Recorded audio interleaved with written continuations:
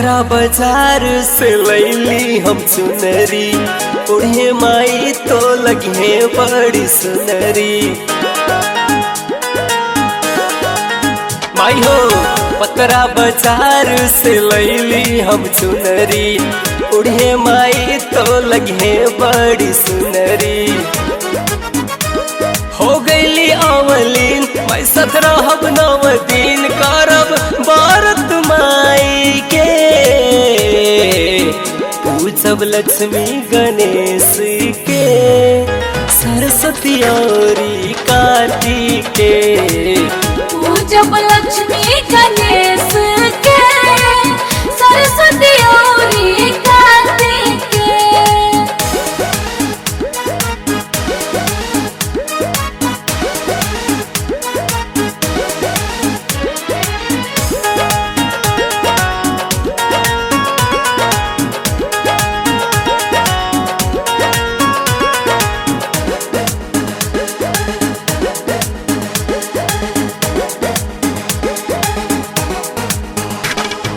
दुर्गा मैया रौरे खद झुलवा लगावली, लक्ष्मी मैया कमल के सनवा बनावली। गौरी गणेश के जनेऊ पिन्हावली, भोग में इनका लड्डू मेवा चढ़ौली, लड्डू मेवा चढ़ौली। अड़हुली लगनी चलै मैं भीरी दीप रही उपकार माई के, पूजब लक्ष्मी गणेश के, सरस्वती और कार्तिक के। पूजब लक्ष्मी गणेश के, सरस्वती और कार्तिक के।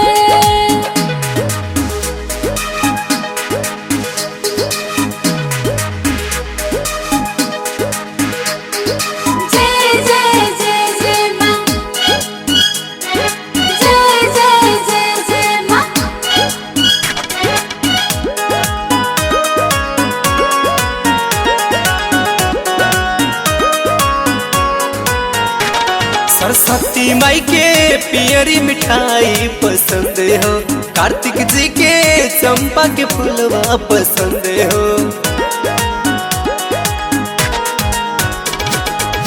रंजित साथे करी है बरत हो, सरवन सवेरा माई के भजन गावत हो, भजन गावत हो। चढ़ौली पच मेवा करब श्रद्धा से सेवा, आरती करब माई के, पूजब लक्ष्मी गणेश के, सरस्वती और कार्तिक के।